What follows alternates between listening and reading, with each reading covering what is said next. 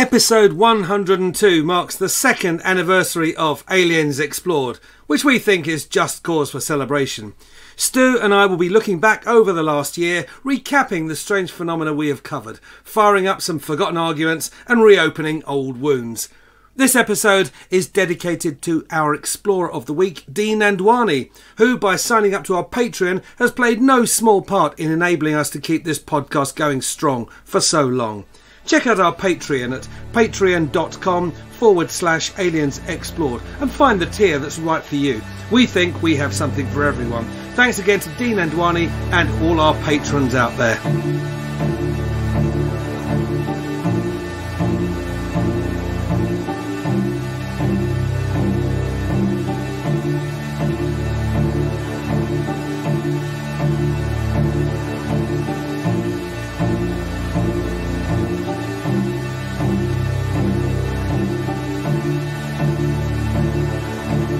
Aliens Explored is a weekly podcast exploring famous and obscure cases of UFO sightings, alien abductions and other strange events from both a believing and a sceptical perspective, whilst keeping an open mind. I'm Stu Jackson, a professional actor and amateur ufologist with a particular interest in the crop circle phenomenon. I'll be debating that otherworldly visitations are real. The truth is out there.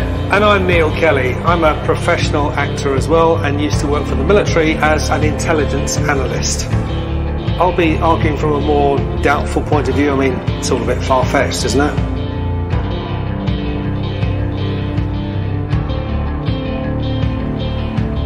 Welcome, listeners, to this, our very, very special 2-year anniversary episode of Aliens Explored. I'm one of your hosts, Stu Jackson. And I'm one of your hosts, Neil Kelly.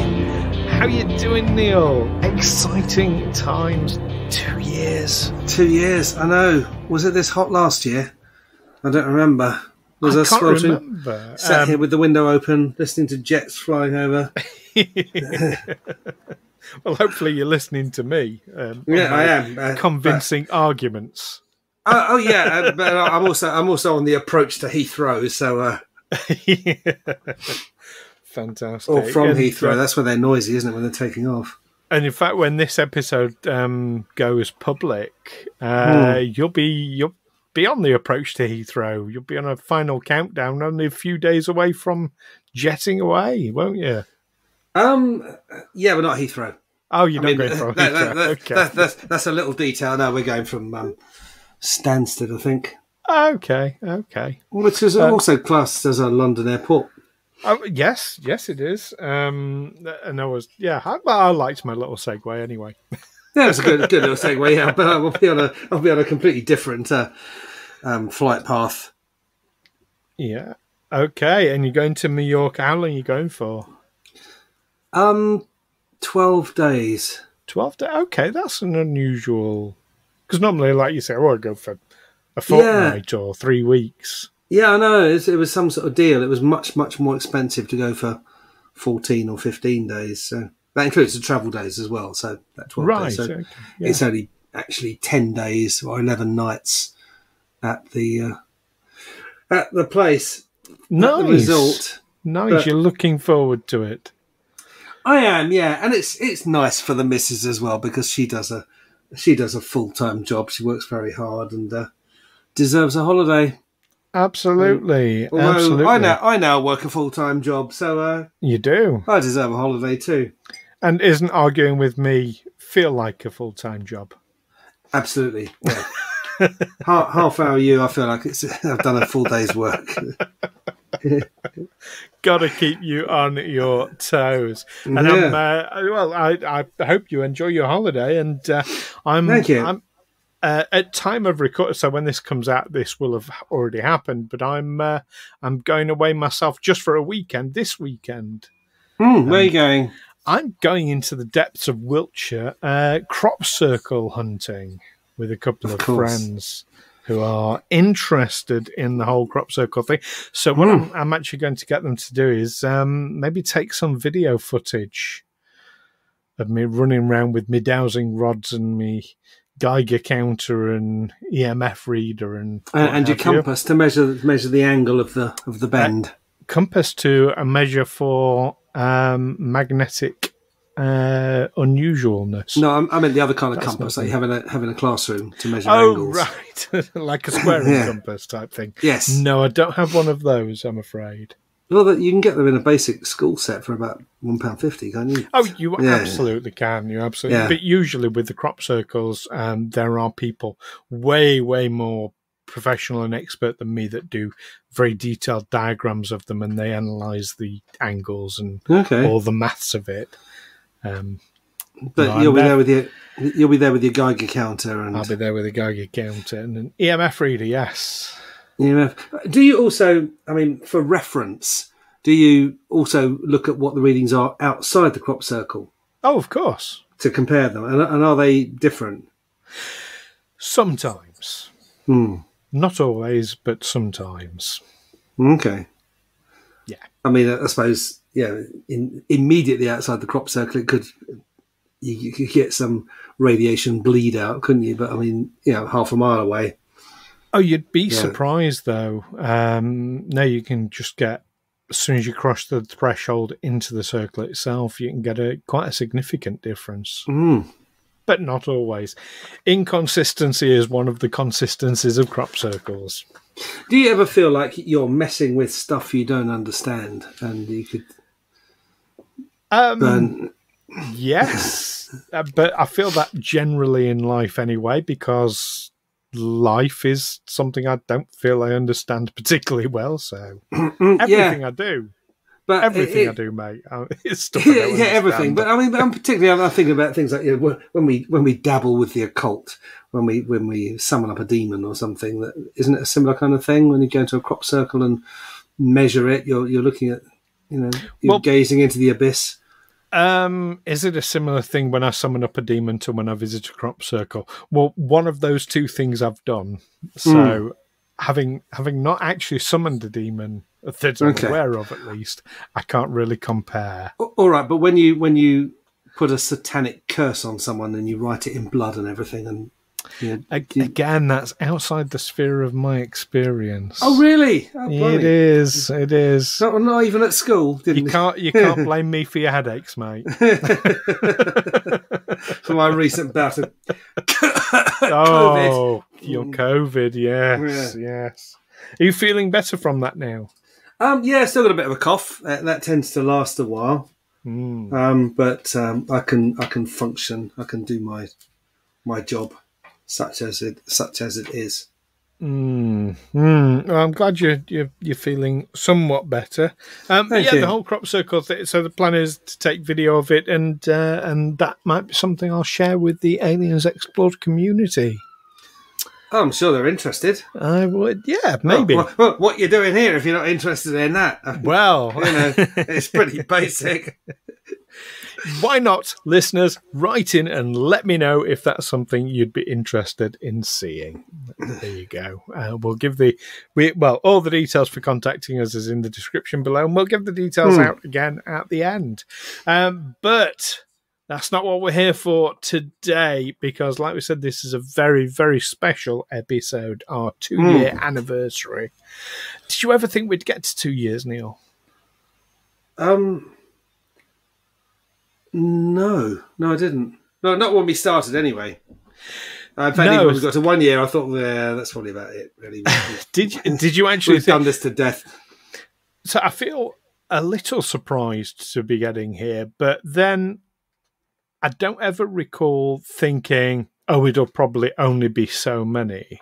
You didn't think, we can talk about this and we can talk about that and we can talk about that. That would last up till the end of the month and then we're done. You didn't think that kind of... Yeah, I never had an end point in mind, personally. Just, kind of see how it goes. But no, 2 years is it's a big achievement. And it's all thanks to our listeners who've kept us going.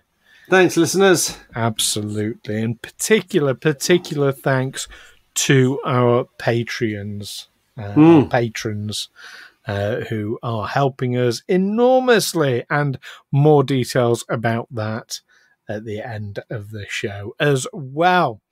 But yes, we are here to talk about the last year and where we've come since in the last 12 months. So a year ago, almost to the day, certainly 52 weeks ago, at the time of going live, we did a live stream to celebrate our 1 year anniversary. Did we not? That was very exciting and a lot of fun. Yeah, there was. Any particular memories from that? Oh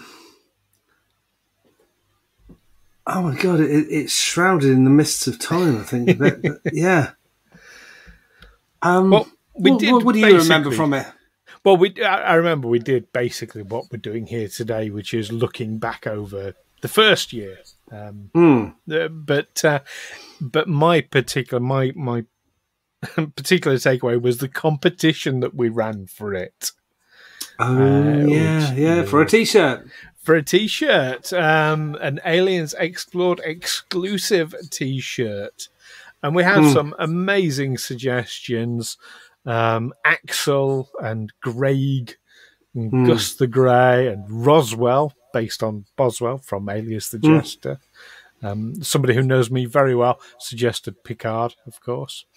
But we ended up with 2 winners, didn't we? We did. We each had our own personal favourites, and I really liked Grace's suggestion of Dribble Tevingston, or Dribble for short.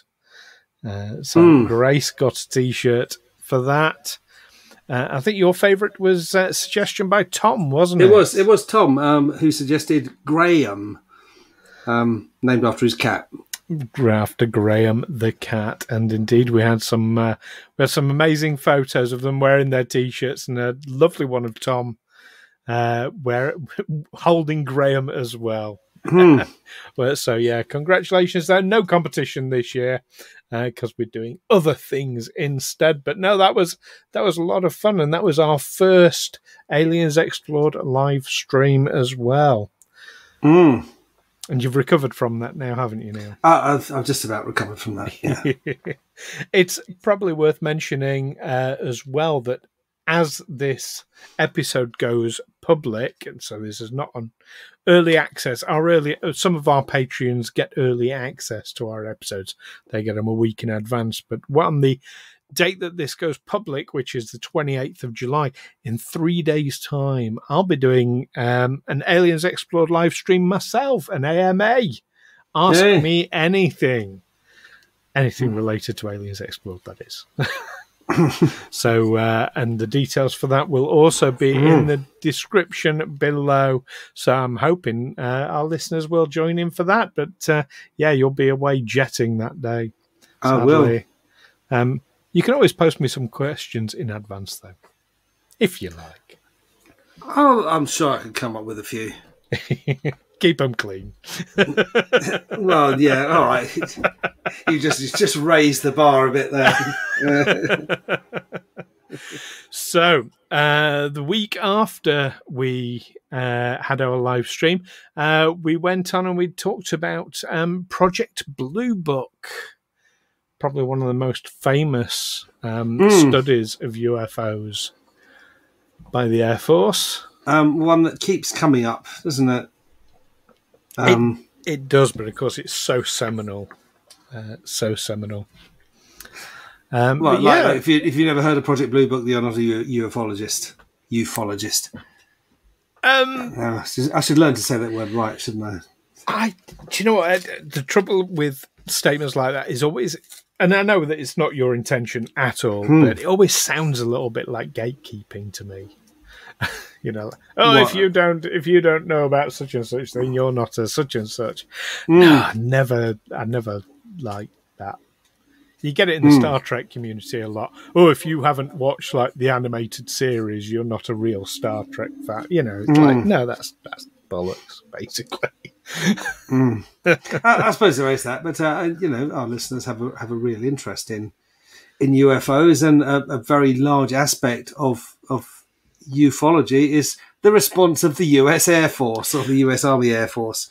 Oh, definitely, and the implications for air defence of these phenomena. Maybe we've got listeners who are listening to us to learn about these things. Maybe we're educating. Maybe the U.S. Air Force are listening and see if they've missed a trick. Could be. Maybe the Russians are listening in. See if there's anything they can use. Anything we might reveal. Any inside information. Yeah, good luck on that one. And then the week after, so episode 57 was all about the Pascagoula abduction, coming from the year I was born in 1973, with Charles Hickson and Calvin Parker. That was an interesting episode, I felt. Yeah, so there was a couple of guys going fishing. That's right. Got taken aboard and examined. Yes. Taken aboard a UFO. Yes, indeed. Episode 58. Now, this one stands out in my mind because it's one that I get quite passionate and quite excited about, was the Nuremberg UFO battle woodcut. Of 1561. Yes. Now, this is the one where you've got basically cigar-shaped UFOs, you've got crosses and all sorts of weird and wonderful UFOs being shown having a battle above the town of Nuremberg in this woodcut. Proper eyewitness stuff. Yeah, how reliable do you think that eyewitness was? I mean, there was a tendency back in the 16th century to be a bit fanciful, wasn't there, about this and depict biblical prophecies being foretold in quite mundane events. I agree, there was. However, this was allegedly describing an actual battle that took place, and whilst it might be open to interpretation, I don't believe the actual sun had a face in it. So, of course, it's like artistic interpretation, but so many things depicted relate to modern day UFOs. There was like a black triangular UFO, for example, as well as a cigar show and all these kind of things. And it just, for me, it's proof that this is not a new phenomenon. This is not a modern day occurrence. UFOs. This is almost evidence of this phenomenon, whatever it might be, has been happening for a long time. Do you know what this reminds me of? Have you ever heard of the Phantom Army of Mons? No. In the First World War, in 1914, one of the early battles as the British Expeditionary Force scrambled to Belgium to try and stem the German advance. And they managed to hold them off at a place called Mons. And there was a Welsh journalist there who made up this story about how knights from the 11th century or whatever, this phantom army of knights had risen up and charged towards the German armies, and the Germans fled in terror at this ghostly army riding towards them. And this guy completely just made this up. Mm-hmm. It was completely fanciful. But later on, he would have people come out to him and say, "Oh, yes, my son was there at Mons, and yes, he saw the ghostly army." Just like you said, Mum made it up. Yeah. Okay. People want to believe, don't they? Especially during war hysteria, and I guess what was this aerial battle of extraterrestrial origin accompanied by a terrestrial battle around Nuremberg? What was going on in Nuremberg? 1561. What was? Not that I'm aware of. But that's an interesting point, an interesting theory. But let's move on. I like that example though. The phantoms of, was it the Phantom Soldiers of Mons? I forgot what they called them, but it was something like the Phantom Army of Mons or Phantom Soldiers. But yeah, basically the Phantom Knights, these knights in armour suddenly appeared out of and chased the Germans away. I like Phantom Knights. I thought their second album in particular was really good. Only thinking of the Baron Knights. Oh gosh, yes. Not nearly as funny as they thought they were. I've still got a load of Baron Knights records. But have you? That's all. Yeah, on vinyl. That's all. They used to play on the army bases, and this was in the 1980s, and I was in Cyprus. When we just had guys arrested for espionage, and despite having been told not to by the CO, the Baron Knights opened with, "Listen, do you want to know a secret? Do you promise not to tell? Whoa, whoa, whoa, closer. Let me whisper in your ear." Let's stop there before we get into copyright issues. Anyway. So moving on then to episode 59. This was a bit more of a serious episode, the Cash Landrum incident. Named after the Betty Cash and Vicky Landrum. Yes. Who had this close encounter. Yeah, which left them with radiation burns. But the particular issue with this case was the black helicopters that turned up and surrounded the UFO. Yeah, the black helicopters.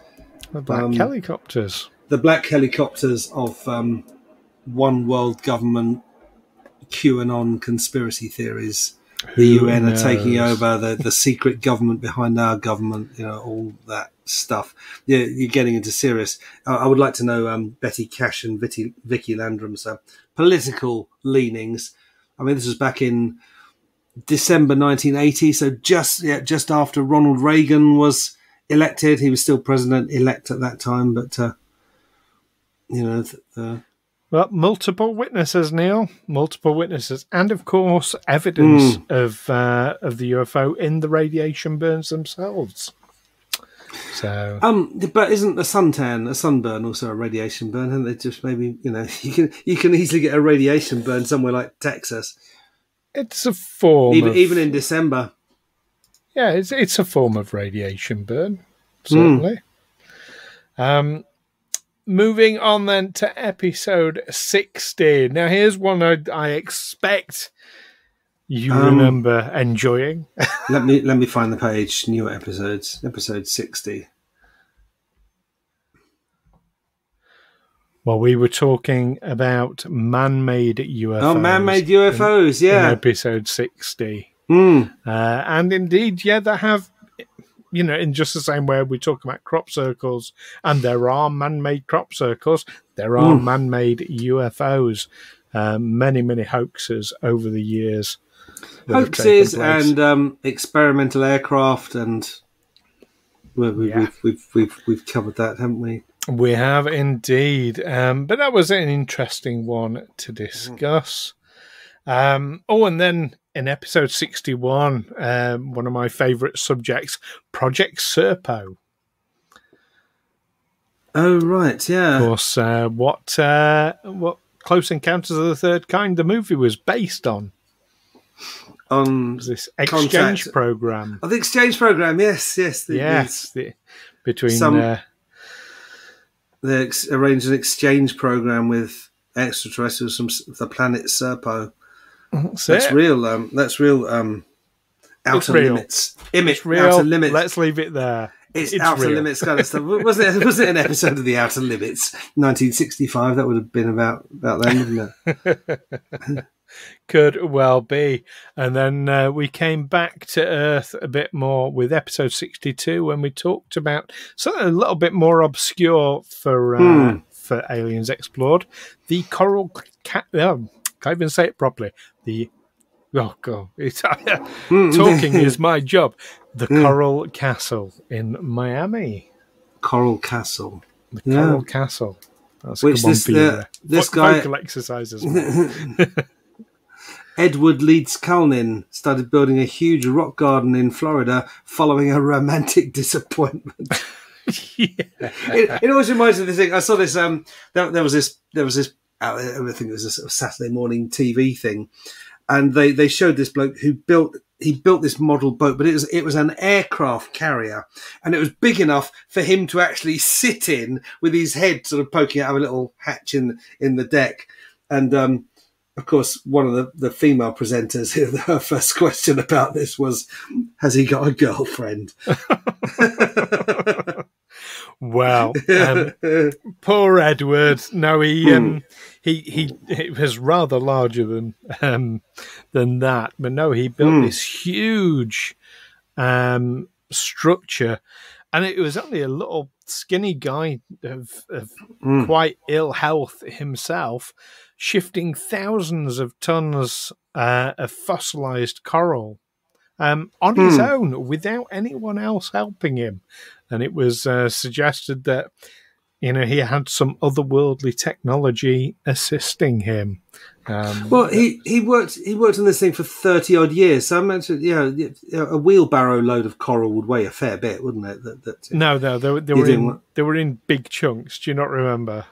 Oh yeah, they were. Yeah. There we go. Well, the human ingenuity, and we know how to move big stuff, don't we? We know how to build skyscrapers and things. So I know I wouldn't like to build I want to visit Coral Castle one day. Maybe he employed the kind of labour that you're not supposed to talk about. The kind of labour that the US government isn't supposed to know about. He didn't employ anyone, but that's what he would say, wouldn't he? Small community. Small community, everyone knew. Employing illegals. Anyway, moving on. Can't call the person illegal. Anyway, episode 63. This was our first two-parter of last year. This last year. In fact, it's a three-parter, really. Because in the first two parts, we interviewed a mate of mine, Marcus Churchill, an actor who played Jesse Marcel. Lovely chap. I felt I was a bit hard on him, but I didn't mean to be. I had criticism. It said, Roswell, the final verdict. Oh, this is it, is it? This is the last word. I'm not allowed to say, yeah, but no, that's it. That's the last word. But yes, you weren't hard on Marcus, to be fair. You were. I hope I wasn't. I was hard on his producers. I was hard on the set dressers, and I was hard on the wardrobe department. You were, and rightly so with some of that. Maybe I was just trying to divert. I didn't want to face your argument head on. I thought, no, I'm just going to. But he is a genuinely lovely chap, is Marcus, and that was a fascinating. It was so fascinating. We ended up doing a two-part interview. We ended up talking to him for so long. But then after that, episode 65, we watched Roswell: The Final Verdict and gave our verdicts on it. Yeah, which wasn't very high. I wasn't impressed by the program. I think they wanted to debunk the idea that the Roswell crash was actually a weather balloon, and they created this crash site that looked like a balloon had burst there. That's exactly what it looked like. That didn't happen. But no, I mean, even I like to state things as or I have the opinion that things actually happened. But in a documentary stating things that are alleged, things that are speculated as fact, I think is going too far. And that was my opinion on that. No, I wasn't impressed with it. Yeah, because as soon as you state something that someone can take issue with, then everything you've said, even the things that have been well established, suddenly they're all in doubt. Yeah. Who was it who famously said, I'm not sad that you told me a lie. I'm just sad that I can never believe you about anything anymore. I've not heard that before, but that's a good quote. That's what happens, Something that definitely did happen, because we know there were many people who reported on it and witnessed it, was our subject of episode 66, the 1952 Washington, D.C. UFO event, when the White House itself was buzzed by groups of UFOs over several days. I remember we touched on the fact that despite these allegations that the US government has been working with advanced forms of propulsion systems and whatever, that actually when they turned up in Korea, they had the least advanced propulsion systems on their aircraft and had a nasty shock when they ran into, us Brits had jet aircraft. We had the Gloucester Meteor. It turned out that the communist forces had access to Russian MiG-15s, and the Americans were still running around with turboprop planes. They had to very quickly rush jets into service. Speaking of rushing, suddenly finding that the White House was being buzzed, was probably a bit of a worry for them in 1952. Speaking of rushing, I've just clocked how long we've been recording this episode so far. So let's press on. And speaking of press and Washington, episode 67 was all about the 2001 Washington, D.C. National Press Club event. Now, this is where Dr. Stephen Greer, who we would come to talk about a lot more during this last year, from the Disclosure Project, introduced various witnesses to talk about their UFO experiences. That was a hell of an event that, people don't talk about enough, I think. No, but we've talked about the Disclosure Project and Dr. Stephen Greer an awful lot. We do, and rightly so. Episode 68. Now, I enjoyed this episode immensely at the time, where we talked about the leaked Russian ET video, Skinny Bob. Do you recall? I do recall Skinny Bob. And shot by ET, shot by the Russian KGB. Except we know it was all fake. Yeah, all faked. Very clever fake, but very, very well done. But a good example of how easily these things can be used to pull the wool over our eyes. We did ask, was it all an elaborate and expensive hoax? Well, it was a hoax. It might not have been very elaborate or expensive. I don't know. If certainly very, very clever one.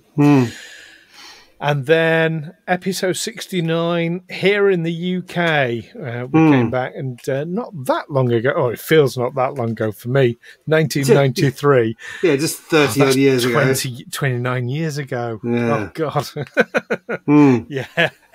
The Cosford, UK UFO incident when the Royal Air Force Base got buzzed and had light shot at it.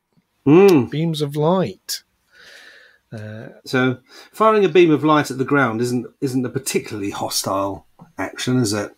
Really, I mean, in the scheme of things, depends what the beam of light is and what it's doing and what effect it has on the target, I suppose. And then we went a bit more global with episode 70, talking about the Mutual UFO Network. Now, I probably asked you this in the episode, but because we've done so many of these, I can't quite remember what your answer. Had you heard of MUFON before? No, I'd heard of SETI, but I hadn't heard of MUFON. That's a very different thing, yeah. Yeah, no, MUFON is basically people researching UFO. It's a not-for-profit organisation, but had become mired in controversy. I can't remember what the controversy was. Yes, it had. Some of its prominent people were allegedly involved in some very dubious things, but we won't dwell too much on that at the moment. That's the thing, when you get involved in dubious things, you taint everything you're associated with. That is a potential thing that happens, which is a shame. Then in episode 71, we went back all the way to 1942 and a UFO battle over Los Angeles. Yeah. Now, we did say in the early hours of February 25th, 1942, at the height of the war, an object was spotted over the skies of Los Angeles. Of course, for Americans, it would have been right at the start of the war, wouldn't it? Well, I speculated that what happened was that someone thought they saw something. You basically had loads and loads of very nervous, very trigger-happy, inexperienced raw recruits manning the anti-aircraft guns who perhaps weren't quite aware of how far away Pearl Harbor actually was, and were expecting a Japanese attack. In fact, there had been a Japanese attack, hadn't there, on the mainland? I believe a Japanese submarine had surfaced and fired its deck gun at a target, not doing much damage, but shortly afterwards, suddenly all these anti-aircraft guns started blazing away. And of course, anti-aircraft shells in those days, and probably even these days, don't always go off when they're supposed to, and so they fall back to earth and create the impression that you're being bombed, because actually you are, but only by your own air defences. Well, nevertheless, it was an entire hour's barrage. Oh yeah, against this object that was seen. So yeah, lots of speculation about that one. Then on episode 72, we looked at a region, which is a little bit unusual for us. A region. Apologies for my pronunciation here. La Zona del Silencio, or the Silent Zone, in a part of Mexico, with some very, very weird things going on, including lots of extraterrestrial activity. Has drawn comparisons with the Bermuda Triangle, which we will be discussing in very soon, won't we? Very, very soon, yes. In the next episode, I believe. So that was a good one. And then episode 73, the UFO seen around the 2004 tsunamis. Of course, UFOs are quite often seen just before major earthquakes and tsunamis, volcanic eruptions, that sort of thing. I did read a scientific theory that quartz, if there is quartz buried deep in the ground, if it becomes suddenly compressed by tectonic activity, it causes lights in the sky. Somehow, I don't know quite how. I don't understand the physics of it, but a physicist claimed that's what does happen. So yes, quite often before an earthquake or a tsunami caused by an earthquake, you will have seen strange lights in the sky as the quartz becomes compressed. Well, this, I would argue, is why we need more public scientific research into things like UFO phenomenons, because if there's a rational explanation, we need to know about it. However, one physicist coming forward with a theory does not, for me, present an explanation.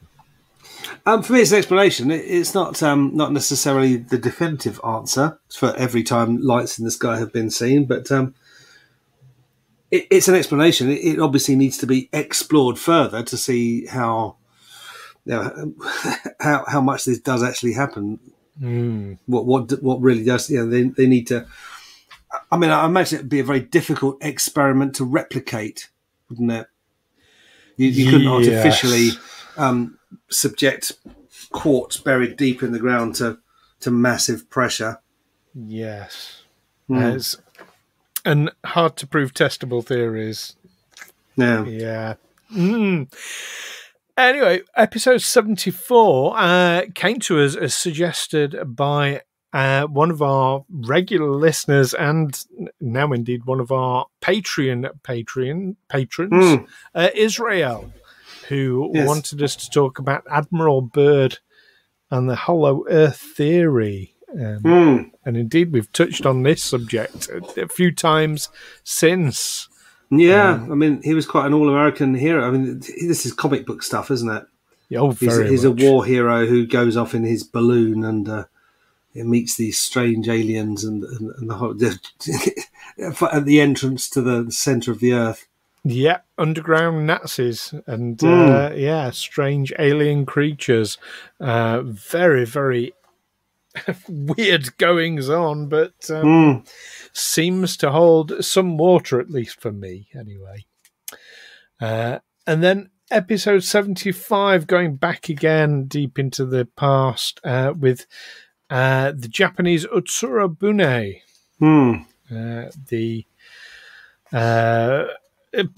Captured in pictures and told us stories. Of course, this strange woman washes ashore on the Hitachi province in the early 1800s. In a little pod. In a strange little pod. Yeah, definitely interesting story there. And then episode 76, one of my favourites. I got to talk about all the crop circles that they'd been in 2021, or all the ones that we discovered at least. That was a lot of fun. I like my crop circles. I know you do. I know you do. Found that out the hard way, didn't I? One time. And then in episode 77, and do you know what? There's probably going to be a yearly crop circle update now. I think it's only right that they should be. But yeah, episode 77, the 2010. So we mentioned about the UFOs around the tsunamis and that. This was the Eyjafjallajökull. Say that one again. Eyjafjallajökull. Very well done. I had a go at it at the time. I'm not going to have a go at it again. But yes, the volcanic eruption from 2010. That was the one that grounded all the flights, wasn't it? Yeah, it was strange. It was oddly Europe. quiet. It's strange to see no jet trails in the sky. Nothing. But yes, UFOs seen around that. Oh, episode 78. Nick Pope, another favourite of yours. Oh, yes. Someone we've mentioned a few times. Yeah, not a fan. Not a fan. Interestingly, on Twitter, he's gone very quiet with his anti-mask and anti-vax theories. Is that mainly because people aren't talking about COVID so much anymore, or has he been disgraced? I think it's just because he's had far more to talk about with it being the 75th anniversary of Roswell. So he's had other things to get. Yeah, but I mean the whole. I mean, there isn't actually a program to get people vaccinated anymore, is there? There isn't. People aren't wearing masks anymore because they've been told COVID is all over, even though it quite plainly isn't. It really isn't. But anyway, yes. But yeah, for someone who's made a point of being publicly anti-mask and anti-vax, well, most people seem to be agreeing with you right now. They seem to have given up on the idea of protecting themselves. Yeah, nearly 500 people a week dying in the UK of COVID, and of course thousands still going into hospital, which of course the majority of them are going to have lifelong problems. You know, you don't hear about that. Anyway, that's a whole other thing. Going off on a tangent. Bringing us back on, though, very quickly. Episode 79, a 1966 Oklahoma event, the William Laxon event, where he spotted a wingless UFO. This a fish-shaped UFO that this guy was just sort of fixing at the roadside, wasn't he, or actually on the road? And then when he saw William Laxon, apparently he thought, "Oh shit, it's William Laxon," and jumped in and fucked off as fast as he could. I've been rumbled. Well, we don't know whether or not he recognised him, but yes, it certainly seemed to have human writing on the side of this UFO as well. Yeah, which is a bit bizarre. And then episode 80.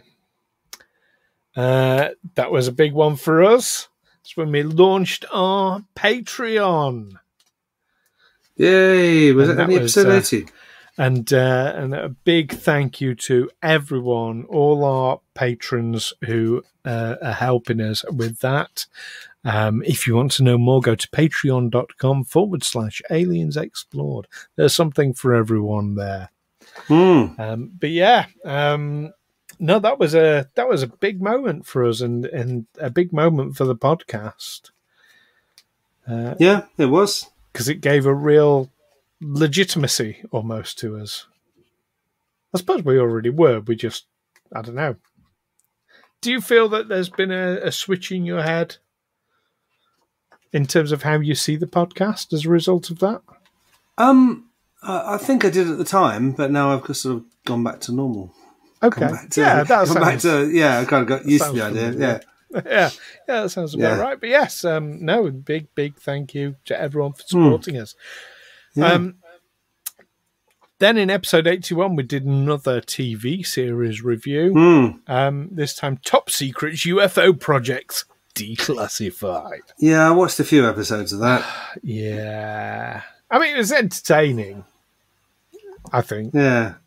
It was quite entertaining. It was very one of those very padded documentaries, wasn't it? It just kept going over the same stuff over and over again. They would keep going over the same stuff, did they? Yeah, they kept going over the same stuff. So what you're saying is that they kept going over the same things and saying it maybe in different ways? Well, often saying it in the same ways. Last episode we saw this, or we saw this happening, and the next now we're going to look at this, and then we looked at that, and then before that we looked at this, and it's. And that's the way you say of padding out an episode and drawing it out. It's the rule of three, isn't it? Tell people what you're going to tell them, and then tell them what you told them. That's good for training. That's what. Yeah. And then remind them what you told them. Yeah. And then in episode 82, we came a little bit closer to today. 2014, Malaysia Airlines Flight 370 disappeared. And there were stories of potential extraterrestrial involvement, which we looked at. And possible, and what I thought, even more likely, terrestrial involvement. Yes. Episode 83, we did one of our focuses on a person. This time, Dr. David Clarke. And I'll apologise to our listeners. I had an issue with my sound recording for that particular episode. It was only on my end. But yeah, don't know why. But, no, I do know why, but it's now resolved anyway. So this is a guy who uses freedom of information requests to reveal, to make MOD files public. Yes, he's absolutely meticulous in what he does. And thanks to him, we've become aware of so very, very much. He really does put in a huge amount of effort. Does Dr. David Clarke. So thank you to him. Episode 84, we looked at an incident in New Mexico in Socorro. Yeah. Is that how it's pronounced? Back in April 1964. The strange donut-shaped object or O-shaped object attended by two humanoid figures. Yeah. Police Sergeant Zamora, who spotted a weird thing. Episode 85. Now this was one suggested and prompted by yourself, if you recall, Neil. Yeah. You wanted us to talk about anal probing. I want to talk about why there's so much. Why it comes up so often. Why everyone. Why that's what's going to happen if you meet extraterrestrials. Is that you're gonna end up with something up your ass. And indeed, we did go into that. Excuse the phraseology, but we did go into that. To be fair, I mean it's a subject that needs to be taken seriously. I suppose if so many abductees seem to be men. And they all come back with stories about how they've been violated in some way. And the main way of violating a man is to shove something up his backside, isn't it? Well, you say that. I don't know if that's the case that the majority of abductees are men. And I don't know that it's the case that the majority of people who've had anal probing are men. Oh, okay. Can't say that that's the case, but my assertion isn't supported by the facts, by statistics. I don't know what the statistics are, but I don't remember that standing out. But anyway, then we had a look at the skies above us, just going back a few years. This time in episode 86, when we looked at something that Google Maps had caught, and this is the first. It won't be the first time we would discuss Google Maps imagery. When there was a pole-to-pole contrail. This is basically it's condensation, isn't it? That's formed when an aircraft travels across the sky. It dissipates at a certain within minutes. I don't know what the range of altitudes is where it causes that. I think if you're below a certain altitude, it does. 100% sure. I mean, you don't see them in low-flying aircraft, and you don't see them in very, very well. I suppose if it's high enough, you're not going to see it, are you? It's usually associated with like 747s and things like that, isn't it? Yeah, and they usually break up. I mean, I imagine a few miles, maybe 5 miles behind the craft, it's breaking up, or maybe 10 miles or whatever. So, well, that's the thing. It's more. They don't last. It breaks up after a period of time, so it would depend on how fast the craft is going as to how long the contrail will be. And that was the interesting thing. A pole-to-pole contrail means that a craft was moving phenomenally quickly. So we discussed that. I mean, I think that's evidence of a UFO, but aren't contrails also caused by it's our particular jet engine technology? I thought it was just condensation. But it's from the jets, isn't it? It's not from the aircraft itself. And so, I mean, if a craft was using an anti-gravity overdrive, it probably wouldn't be. No, I thought it was just off the wings. Metal object just flying through the air. I mean, if you could generate a pole-to-pole contract, you'd be flying at tremendous speeds and generating tremendous heat as well. You would, and we go into that in detail in episode 86. Then in episode 87, we talked about the famous ufologist Richard Dolan. I like Richard Dolan. He's a good chap. Well, I've never met him personally, but he always presents well on the documentaries and comes up with some interesting stuff. Mainly speculating about after disclosure how the UFO secrecy might end. Yes, famously wrote the book after disclosure. Yes, hypothesizing. How humanity would react. Episode 88 saw us talking about a UFO encounter in Papua New Guinea in June 1959 with an Anglican priest and his flock. 20 people. So this was over a period of days. This as the repair, or seemed to be doing repairs on waving at each other, and that was walking around on top of a strange craft in the sky. Fascinating. Obviously, they have lower standards of health and safety in the parallel dimension. I imagine they had railings, or maybe they had PPE. Alien advanced PPE. Who knows? Then episode 89, we talked about a subject that comes up quite frequently in abduction cases, the lost time phenomenon. I think you were asserting that maybe it was just a psychological reaction at the time. But also if you've travelled at light speeds or in another dimension, you will lose a lot of time, won't you? I mean, if you circled the planet at light speed, for instance, you'd come back a couple of years in the future. You would. Now that wasn't no. I was going to say it was an Outer Limits story. It was a Twilight Zone story. Was it? Yes. You would.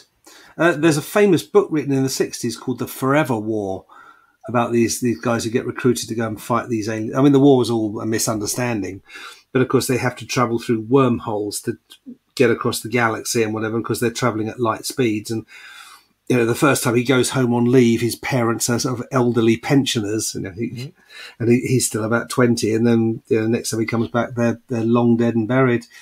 And only for him, only a year has passed. And of course, Planet of the Apes. Planet of the Apes, yeah, I saw something about Planet of the Apes. That, yeah, how come that Charlton Heston, he lands on this planet where they have horses and breathable air and apes that speak English, but he only realised he was back on Earth when he saw the Statue of Liberty. Yeah. I mean, didn't he notice the moon? Yeah, he was an astronaut, for God's sake. And also that film, I remember when it was in the cinema, because I'm a lot older than you. And the poster actually had, we had this sort of picture of all the different bits of it, the apes and the Charlton Heston running on, but it also right at the centre had the sort of destroyed Statue of Liberty sticking out the centre. Biggest ever spoiler. Oh dear. Now, moving on, episode 90, we revisited Google Earth imagery to look at the cloaked B-1 bomber at Dyess Air Force Base.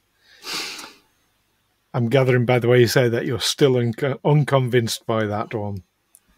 Yeah, I don't believe that the military would waste time designing a bomber that wasn't visible to the naked eye, because they're not visible to the naked eye anyway, because they drop their bombs from miles away. Well, I countered that argument in the episode, so have a listen to that, listeners, and see what you think. Then we revisited Project Blue Book in episode 91, talking about Edward J. Ruppelt, the former head of Project Blue Book. Yeah, who changed from being open-minded about UFOs to suddenly regarding them as a sort of space-age fairy tale. Yeah. Very, very interesting how he did his U-turn on that. Yeah, I mean, do you think UFOs, because we've developed the capacity to travel to high altitudes and even into space away from the orbit of our planet, that it's kind of the same effect that happened when people first learned to travel, to go to sea, to go beyond sight of the shore and travel huge distances across oceans. And that's, of course, they started all these myths about mermaids and sea monsters and giant squid. It's that kind of thing that we've discovered a new world, and we've populated it with our own monsters. I'm going to say no. Flat out, no. Yeah, that's an interesting theory, but I think our understanding of the universe has increased so much since those days. Our scientific understanding has, but our folklore, we're going back to medieval times at the moment in some respects. That's very true. That's very true. And speaking of medieval things, episode 92, we paid a visit to the. I mean, we didn't actually pay a visit to the Vatican, but a speculative visit where we talked about ancient devices and possibly UFO relics that might have been left stored in the Vatican's hidden archives. Along with the perfectly preserved body of Jesus Christ and Satan. Apparently. In his cage. Apparently. There's been a lot of claims. But yes, there are some interesting things, I've no doubt, in their secret vaults. And then episode 93, we had another guest on. We did. Brittany. That was a fun episode. That was a fun episode, yeah. And I was on board with her with a lot of her ideas. Yes, talking about the connections between UFOs and the world of magic. And Brittany's Brittany's podcast, Be Magical, of course, on Spotify. Well worth a good listen to. Mm-hmm. Episode 94, we visited South Georgia. I keep saying visited. We haven't actually. We're doing this from our studies. Yeah. I can imagine that I will never go to South Georgia.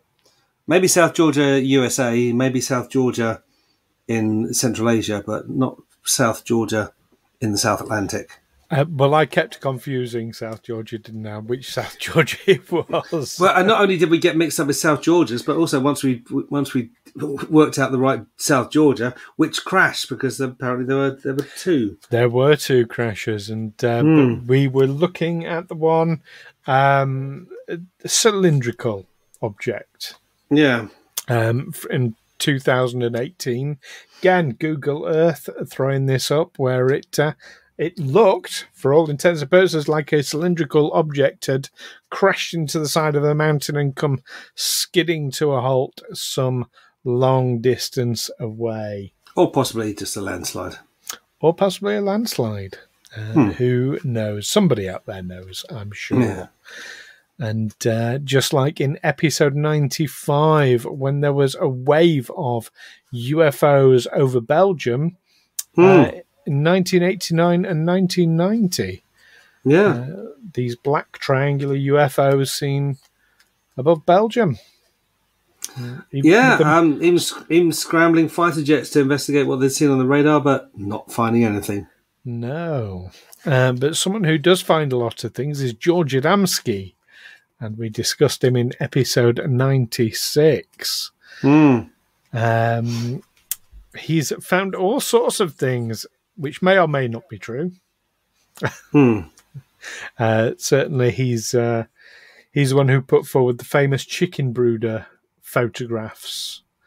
Called that because the UFO looks like the top of a chicken incubator. Oh, right, yeah. Thing. But yes. He's also claimed to have met Nordic-type aliens and travelled to the other side of the moon in a Venusian craft. Claimed a lot of interesting things. Yes, interesting. A lot of interesting things. Interesting, that's the word for it. Then in episode 97, we discussed Terry Lovelace and his UFO encounter of 1977 when he was out camping. Yeah. With his mate Toby, who it's confirmed, we asked the question at the time, it's probably not the Toby that's our friend and patron.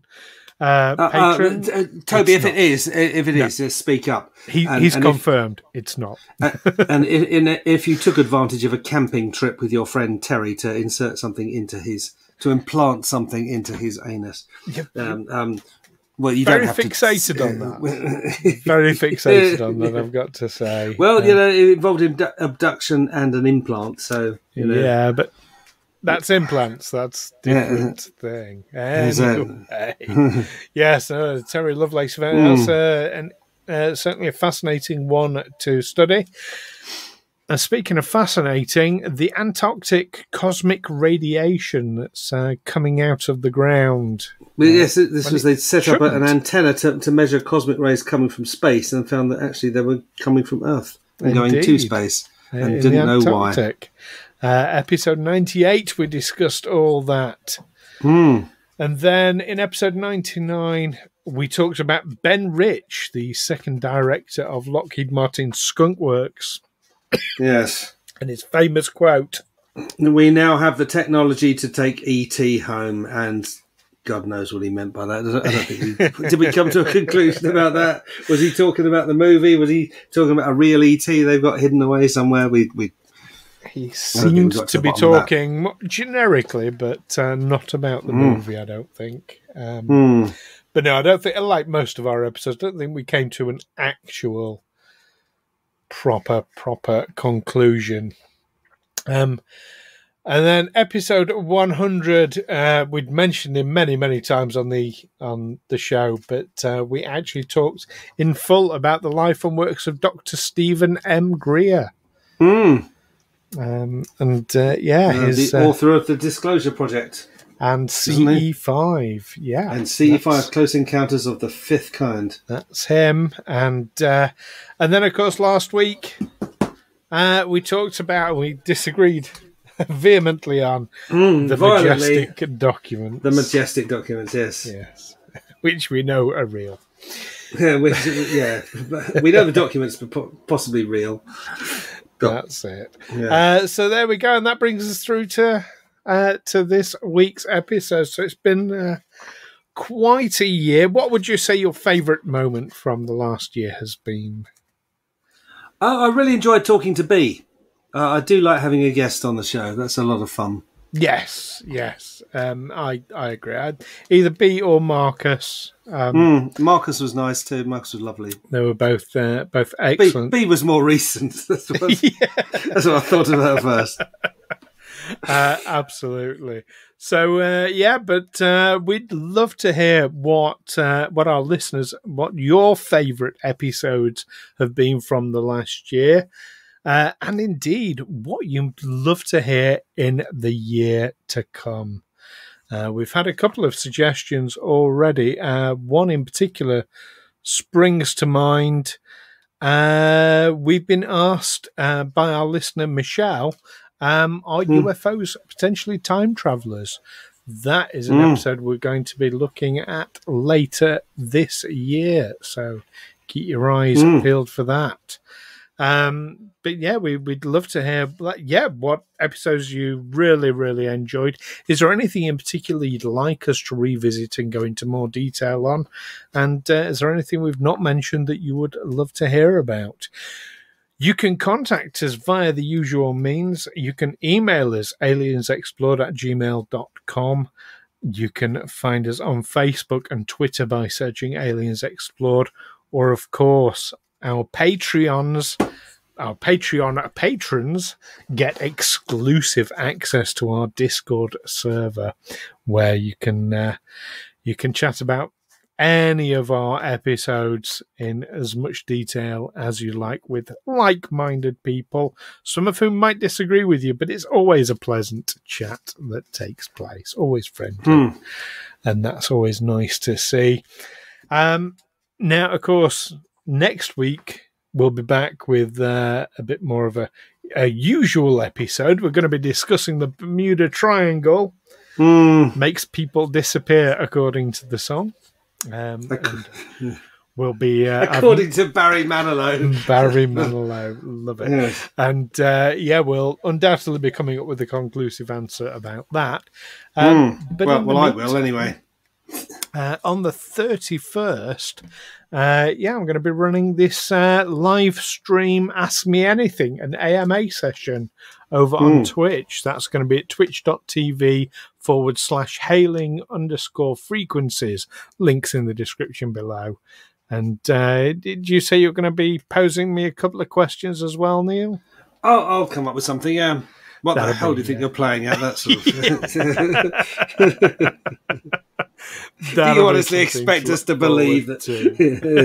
That's definitely one to look forward to. And I hope, listeners, you'll be able to join us.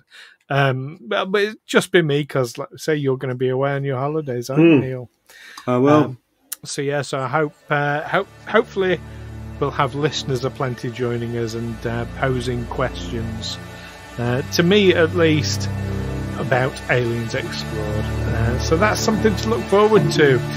Yeah. In the meantime, keep watching and listening to all sorts of podcasts about aliens and UFOs. And of course, keep watching the skies. Looking forward to the next year. Yay. Me too. Take care for now, though. Bye-bye. Aliens Explored is a Figo Films production in association with Juicy Fomes. Music by Darren Mafucci and editing by Stu Jackson. Find us on Twitter and Facebook by searching Aliens Explored or visit aliensexplored.com.